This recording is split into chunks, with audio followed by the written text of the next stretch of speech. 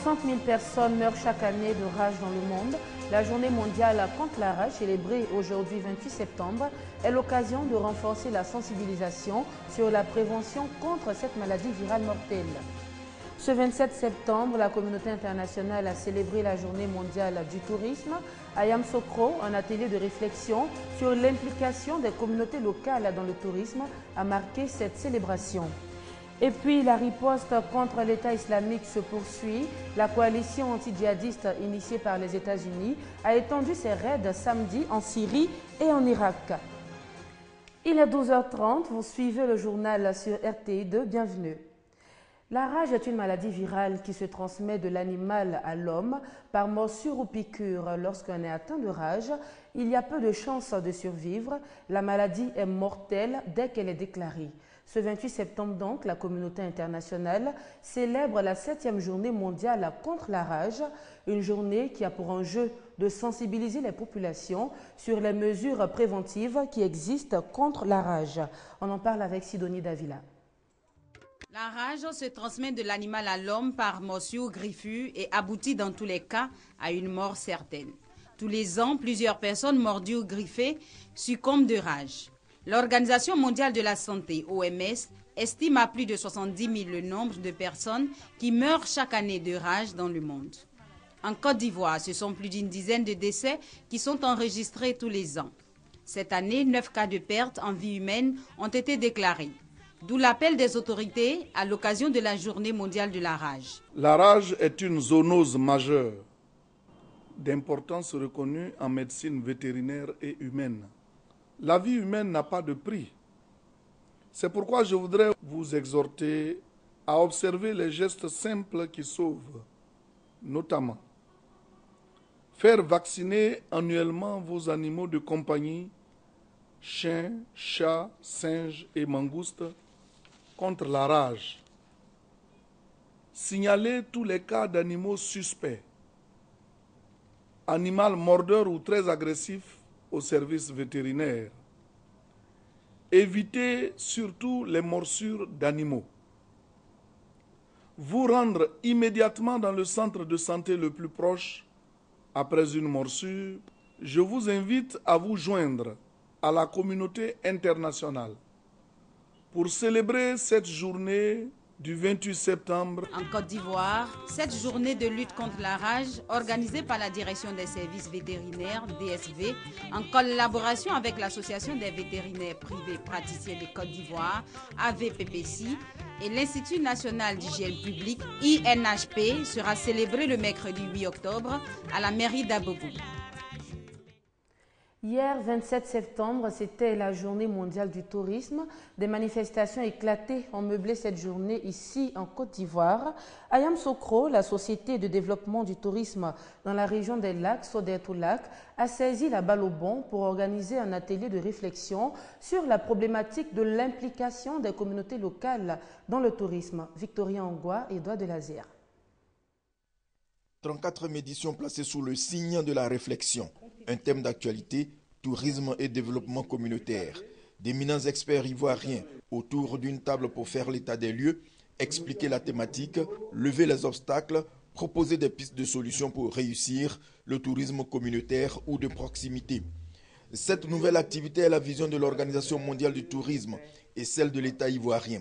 Faire du tourisme une activité économique qui prenne en compte les communautés avec au bout l'éradication de la pauvreté. La Société de développement touristique de la région des lacs mène l'opération avec l'Office ivoirien des parcs et réserves, OIPR, et les populations riveraines de la réserve de faune d'Abo-Kwamekro. À la clé, un partenariat gagnant-gagnant. Le tourisme au niveau de Sodertou, c'est tourisme durable et équitable. Par équitable, ça signifie qu'une partie des ressources sera reversée aux populations. Il faudrait qu'on fasse en sorte que ces populations soient impliquées dans la gestion de cette réserve et faire en sorte que ce développement soit durable. Les sujets qui fâchent ont été épluchés sous l'arbitrage du corps préfectoral. Les concertations se poursuivront pour impliquer les communautés dans le projet de réhabilitation et d'exploitation du parc. Et en la matière, la Sodertou a fait des heureux, à Gbomi Konde Yaokro notamment. Ce modèle est un cas d'école salué par les experts et la tutelle. Le tourisme ivoirien génère par an plus de 50 milliards de francs CFA, un chiffre à améliorer par la promotion des sites touristiques des régions de Côte d'Ivoire. Et quelle était l'ambiance du côté des plages de Port-Bouët et de Grand Bassam? Notre reporter Franck Quadio, qui a fait un tour hier en début d'après-midi, a noté plutôt une faible affluence en cette journée de célébration du tourisme. Regardez. Route de Grand Bassam, il est 13h, de jeunes garçons bien enthousiastes, elles, les automobilistes. Nous sommes samedi, fin de semaine, jour d'affluence. Mais de moins en moins, les visiteurs arrivent tôt sur le site. Eric est le gérant de cet espace depuis 5 ans.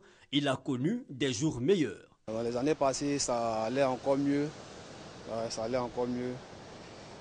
Les gens venaient beaucoup à la plage, mais dans ces derniers temps, ça ne marche pas trop. Pas d'affluence, peut-être, mais le petit commerce est bien présent. Les activités, c'est un peu. Des étoffes, des bibelots pour touristes et des grillades, il y a de tout pour appâter les visiteurs. Fait les gambas, poulets, langoustes, à peu près tout quoi. Tout le monde vient, il y a poisson aussi. Vers un autre espace, quelques mètres plus loin, il est 14h. Ici, quelques touristes présents. Et comme aujourd'hui même, c'est l'anniversaire de ma petite fille, j'étais venu pour fêter ici avec ma famille. Chaque dimanche, on vient d'ici, on passe la journée ici. Ça me plaît, nous. En famille ou en villégiature, certains ne se privent pas pour se changer les idées et emporter quelques souvenirs. Pour les artisans installés le long de la voie, on alterne le bon et le moins bon. Avant, ça allait plus mieux que ça. Mais actuellement, ça va. On arrive à sa sortie, ça varie. Ça va de 1000 francs à X prix. Voilà. C'est dans le domaine de l'art, il n'y a pas un prix fixe. Ambiance des jours ordinaires donc, ce 27 septembre, date de la journée mondiale du tourisme. Sur cet espace, il n'y a pas longtemps de cela encore, épicentre de l'activité touristique à Abidjan. Lorsque vous vous déplacez à l'intérieur d'Abidjan, vous le constatez certainement, Abidjan est en plein chantier, les routes sont en phase de rénovation et ce samedi, le coup d'envoi des travaux du boulevard de France redressé dans la commune de Cocody a été donné par le Premier ministre Daniel Kablan-Duncan. L'ensemble de tous ces travaux vise à rendre plus fluides les déplacements au quotidien des Abidjanais. Salimatou Dia, Hamza Diaby. Bonne nouvelle pour les automobilistes du district d'Abidjan. Dans 10 mois, la circulation sera fluide à bien des endroits de la capitale économique. Et pour cause, des travaux de construction et de réhabilitation de voiries ont officiellement démarré ce samedi. L'itinéraire partant de la gare de Bassam à Trècheville au pont ferraille d'Adjamé en passant par le pont de Gaulle connaîtra un volet renforcement et un volet élargissement. Dans la commune de Cocody, le boulevard de France sera prolongé et redressé à partir de l'université Félix Houphouët-Boigny jusqu'au village Mbadan à la Riviera. Les ponts de Gaulle, Chardy et celui de l'Indénié, y compris leurs bretelles respectives, seront traités dans le cadre de ce projet. Le renforcement de la chaussée consistera, selon le cas, en la réparation, le revêtement en béton bitumineux, le recyclage en place de structures existantes, le rabotage d'anciennes couches bitumineuses, la reprise de couches de base en grave bitume, le décaissement de zones fortement polluées, l'aménagement ou la reprise des accotements, des trottoirs et le curage de caniveaux. Le deuxième chantier concerne le prolongement et le redressement du boulevard de France, qui sera prolongé sur 2 fois 2 voies à partir de l'université, avec un terre-plein central, une bande d'arrêt d'urgence et un passage piéton. Ces travaux auront une contribution sociale appréciable avec près d'1 millier d'emplois créés durant leur exécution. Abidjan aura un nouveau visage. La Côte d'Ivoire est au travail pour le bonheur des populations. Abidjan va changer radicalement par d'abord les voies routières que nous sommes en train de faire, les boulevards, disons que les ponts, mais aussi en fait un gros dossier va venir probablement donc au Conseil des ministres la semaine prochaine. Ainsi concerne l'aménagement de la voie lagunaire. Parce que là aussi, il s'agit de rendre Abidjan, j'en parlais tout à l'heure, la perle des lagunes, et ça devient la perle des lagunes. Donc vraiment, le dossier est important sur Abidjan, mais aussi à l'intérieur du pays. Aussi, 1000 ponts métalliques verront-ils bientôt le jour sur toute l'étendue du territoire national. Les discussions avec les partenaires se poursuivent encore. Le montant total de ces Sortons d'Abidjan et rendons-nous maintenant dans la région de l'Ifou, plus précisément à Daoukro. Le peuple baoulé de cette localité a célébré pour la première fois la Nania ou fête de l'Igname. Moment de joie, de retrouvailles, mais aussi d'échanges entre les fils et filles de cette région que nous décrit Grace Kondo dans ce reportage.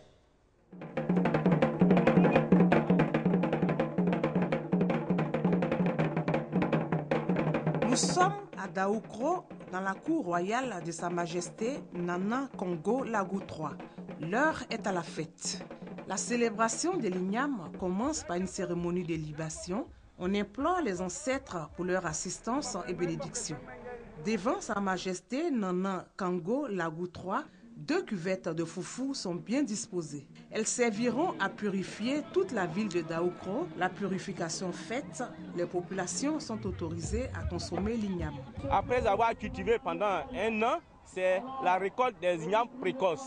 Cette récolte-là, il faut adorer tous ceux qui ont servi à faire produire machettes, d'abat, tout ce qui a contribué à la réalisation d'une plantation.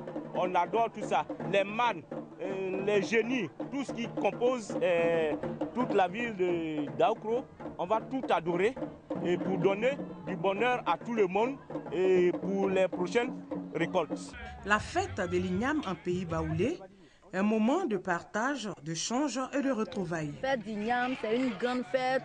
Quand ça arrive comme ça, tout le monde se réunit, on prépare, on mange, on invite tout le monde. Nous prenons ce temps pour pouvoir nous réjouir. Souvent même, vous allez voir que partout, les gens, les femmes, les hommes, les chefs traditionnels là, vont jeter ce qu'on appelle le foliaire. C'est-à-dire que c'est de l'igname qu'on a essayé de piler d'une façon, on fait, il y a du blanc, il y en a qu'on rougit avec de l'huile de palme, qu'on verse pour pouvoir donner aussi aux ancêtres. Ambiance en bon enfant en ce jour de fête. Pour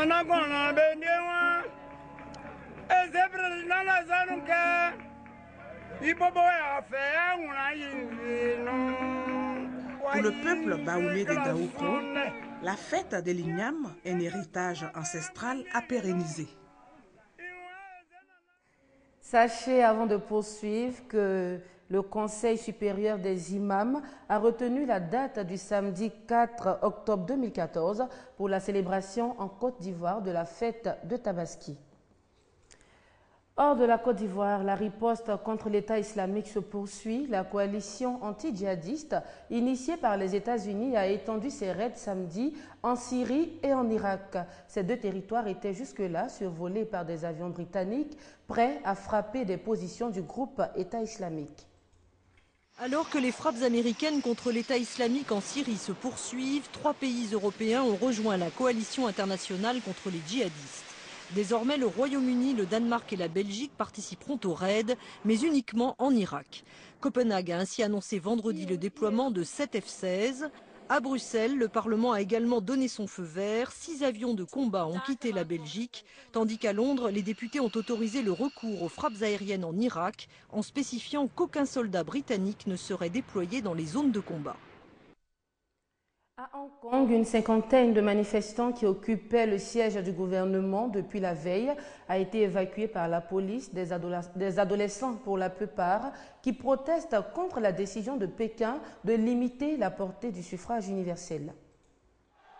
Des scènes d'une violence inouïe ce samedi devant le siège du gouvernement à Hong Kong. Des manifestants très jeunes sont évacués manu militari par des policiers tendus sous les huées de la foule. Une jeune étudiante est traînée au sol par un policier. Les gaz lacrymogènes dispersent les autres. 13 étudiants sont blessés. Plus tôt dans la journée, ils étaient près d'1 millier à faire un sit-in devant le bâtiment officiel.